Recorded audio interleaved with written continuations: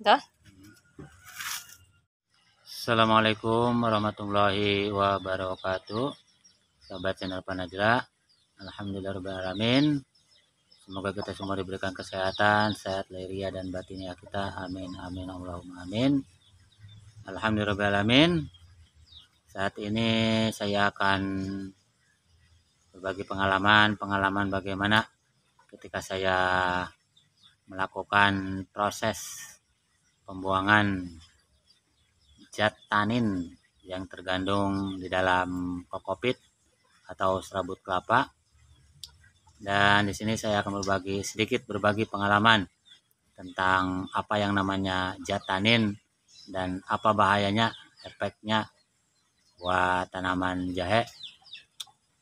Zat tanin itu adalah salah satu zat racun yang terkandung di dalam kokopit atau serabut kelapa, yang apabila kita membuat satu pupuk untuk POC maupun POP dari bahan serabut kelapa, kita tidak melalui proses pembuangan zat taninnya dulu, itu sering, bahkan teman-teman saya juga sering mengalami di lapangan, yang ketika tanaman jahenya menginjak di masa generatif, mereka berikan unsur kalium dari rendaman kokopit ini, kok katanya malah tumbuhannya malah menguning dan malah kerdil, bukannya sehat, bahkan bukannya maksimal di pertumbuhannya.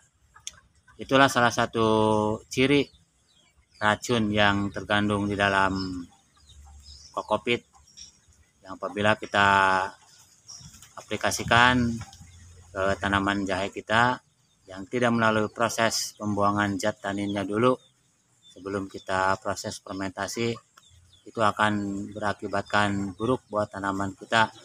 Di antaranya pertumbuhan jahe akan menguning dan kerdil, dan so pasti kalau setelah itu mungkin kita akan sedikit malas untuk mengurusnya, karena di masa generatif ketika jahe membutuhkan unsur kalium yang sangat tinggi. Dan di sini kita harus hati-hati ketika kita membuat suatu POC atau POP, yang sebelumnya harus kita tahu apa kandungan yang terkandung di dalam bahan POP atau bahan POC itu, apakah ada sesuatu racun atau zat apapun juga yang bisa bikin berbahaya buat tanaman kita. Dan di sini alhamdulillahirobbilalamin, sahabat channel Panajla, saya sedikit akan berbagi pengalaman bagaimana ketika saya membuang zat tanin yang terkandung di dalam serabut kelapa ini. Nanti simak, jangan skip, dan mohon subscribe, karena subscribe itu gratis. Komen, like, dan share. Di sini rekan-rekan Panajla, saya sudah sediakan air bersih yang pakai ember 20 liter. Di sini ada kokopit hanya sedikit. Nah, untuk contoh ini hanya 2 butir kelapa, dengan catatan ini serabut kelapa yang asli tua, karena di sini nanti kandungan kalium yang terkandung di dalam serabut kelapa yang muda sama yang tua itu beda. Nanti kita rendam beberapa menit, nanti kita akan tahu apa itu zat tanin dan apa warnanya. Di sini kita rendam, usahakan perendaman 5 menit untuk tahapan pertama, dan nanti kita buang airnya. Setelah buang, kita ambil air bersih lagi, kita masukkan lagi, proses 3 kali, dan nanti setelah kita rendam 3 kali, nanti kita rendam full 24 jam.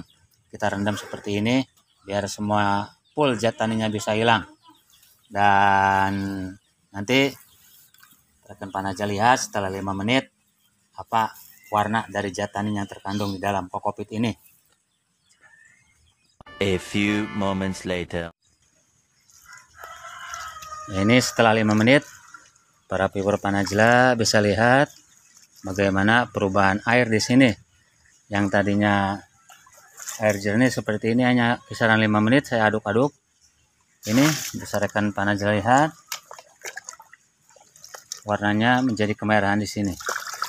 Ini menandakan zat tanin yang saya rendam dari sabut kelapa ini sudah mencampur dengan air. Ini baru satu kali proses perendaman. Nanti setelah ini kita buang dan nanti lakukan proses ini 3 kali. Dan yang terakhir, yang keempat kalinya, kita rendam 24 jam untuk menghilangkan full zat taninnya. Dan setelah itu paginya kita jemur kisaran 6 jam. Nah, di situ kita bisa aplikasikan ke tanaman atau kita bisa bikin bahan POC. Sebaiknya kita lakukan proses fermentasi dulu. Alhamdulillahirrahmanirrahim, sahabat channel Panajla. Sini proses pembuangan zat tanin sudah saya lakukan. Semoga tutorial ini bisa membantu kepada para viewer Panajla yang ingin menghilangkan zat tanin. Bagaimana? Inilah ketika saya melakukan pembuangan zat taninnya seperti ini. Tuh, lihat rekan Panajla, warna merahnya. Bisa lihat rekan Panajla. Ini adalah salah satu ciri zat tanin. Sangat berbahaya.